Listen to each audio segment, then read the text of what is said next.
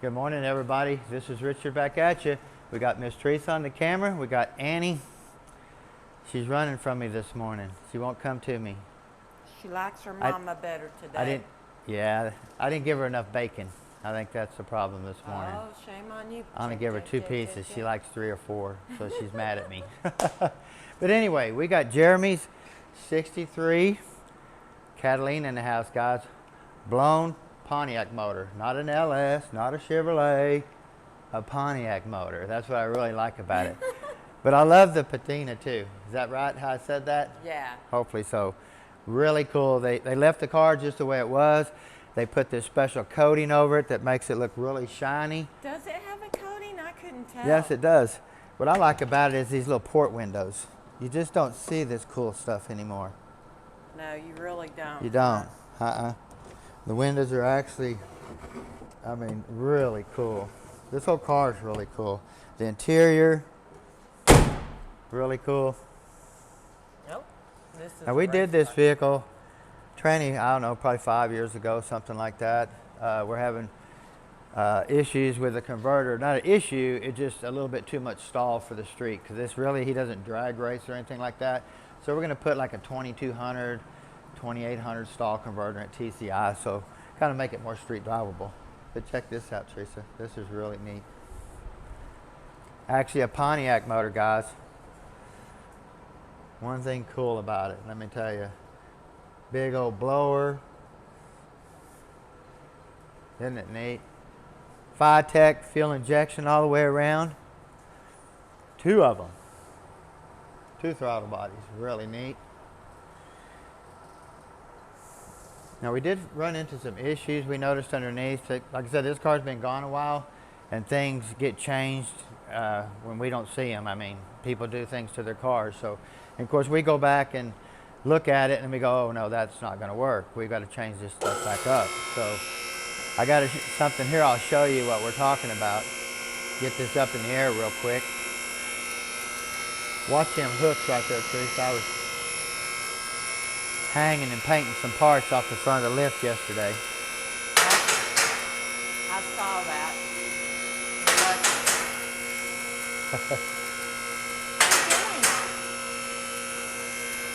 This has a 400 3-speed transmission in it. Got a few leaks. Got a few other things that we're going to be correcting. But one of the biggest ones I noticed was right off the bat. Like I said, this car left, they added more suspension pieces, moved a bunch of things around, and this is what we ended up having. Okay, come over here and look at this beauty under here, Teresa. This thing is a work of art. It is really neat. Gentleman's done a really good job. Everything underneath this vehicle has been replaced, from the A-arms to the bushings to the bolts. Everything under this vehicle has been replaced, brand new. Now you can see we got a leak here out of the drain plug. I don't like these type of drain plugs with plastic washers. They always leak. We also got a little bit of something going on here that's leaking. I don't know if this is an aluminum pan, metal pan, but we're going to knock this off here and see if we can weld something to here and use that trans temp sensor there instead of using that there. Also, if you look here, the transmission angle is wrong here, the drive shaft angle. It's actually, the tranny's pointing down, so it's kind of like that. So we need to lift the tranny up, get the drive shaft straight. But you notice here how nice that looks. When we got the original drive shaft, this one over here, this drive shaft here was almost 3.5 inches too short. If you notice here, see where this bushing was running? Boy, this yoke, this U-joint stuff was sticking way out here like this. The U-joint was about right here. So we actually got the right yoke for this unit, and then we added 3 inches, almost 3.5 inches to the tube. So we had to physically make a whole brand new drive shaft, get a yoke that would slide up in there, because the problem with this yoke was it's splined all the way to the end, and you can't do that on a 400.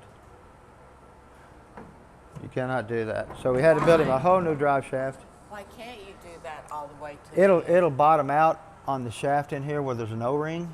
Normally that yoke there would have a, let me find it. This yoke over here.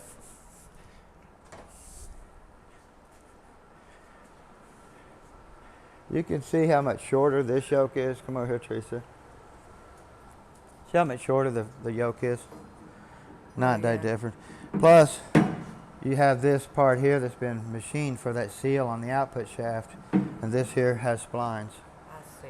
So it'll deadhead up inside the shaft and only go up so far. And then you got all this U-joint sitting way back on the outside of the tranny, way back here. And you can't do that. You have to get the closer you get the U-joint to the bushing, the less chance of this thing being able to do this. It's just stuck so far out. So you can see here the bushing's right here on this one. Yeah. The bushing's right here. I mean, it's just totally different yokes. But the yoke that we got has this spot in there, but we're not using the O-ring because the new yoke is sealed on the end here. It actually will not leak out right here. So same way with this yoke here, it's got a cap on the end that will not leak. So that was the main thing we had to check right off the bat. I wanted to get that done before I pulled the unit out and started checking things out in the unit. I wanted to have that done. That way I'm not waiting on a drive shaft. I can just pull this unit out, have the drive shaft here, and actually put the unit back in. And we are going to pull the tranny out. I'm going to pull the pump and the drums out the front because I can do that without pulling the valve body, and just inspect that area right through and make sure the clutches all still look good. And then we'll put the pan on it with it. And this should have a brass filter too, so we should be able to just clean the pan out, filter, correct the leak, fix this piece over here, get the mount spaced up with the tranny. The drive shaft is pointing straight back like it's supposed to instead of at an angle like that. So how are you going to fix that problem? Like a mount? Yeah, we're going to space the mount up. If we have to get some longer bolts, which it looks like we're going to have to, but we'll put some spacers in here on top of the mount just to lift the tranny up off the mount. I see. Do it that way. Space it here instead of trying to space it at the cross member and lifting the whole mount up. I think it'd be better the other way around. So, but also we've been working on Miss Lisa's Firebird. We've got her 383 almost completely done. We've got the short block together. It's a really nice motor that I'm putting together. I wish I could keep it for my truck, but I can't. Like I say, 40 over. Looks like All Eagle rotating assembly, Eagle crankshaft, Eagle rods, 40 over pistons. It's a 2-valve relief piston. That way we can get a little bit more compression up on it. We put a thumper hydraulic camshaft in it. Now I've already put an oil pressure gauge on here, and I've already primed the whole system, got all the air out of the lifters and stuff like that. So we've already checked the cam degree. Everything looks really good. I'm really excited with that part. We've got our intake set up, been doing it, swapping stuff over. Going to be rejetting the carburetor a little bit since we're going from a 350 with a cam to a 383 with a cam. And plus we're going with a lot better intake manifold compared to what we had on there before. So this the air gap, I like that. It'll keep the manifold a lot cooler. Plus they block off the heat risers from the heads going to the manifold to heat it up. Might be a little bit harder to start maybe, or not so much harder to start, but it might not want to idle very good a little bit when it's cold. You might have to use a choke a little bit more because the manifold's physically not going to heat up like your normal manifold would. So got the distributor ready. Just waiting on heads basically to get this 383 back in there. So we're really excited about that.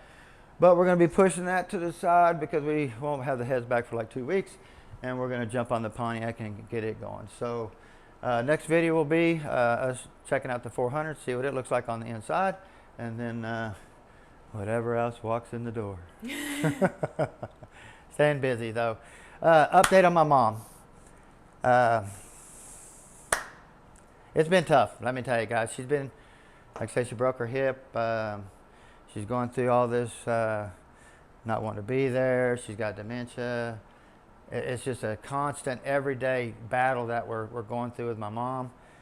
So I pray that if anybody's ever had that happening to their family, that they know what we're going through for definitely. Exactly, it's a different day every day. It's a different day every day, and I've never experienced that and don't want to ever experience it again. But anyway, we definitely want to thank you guys for watching.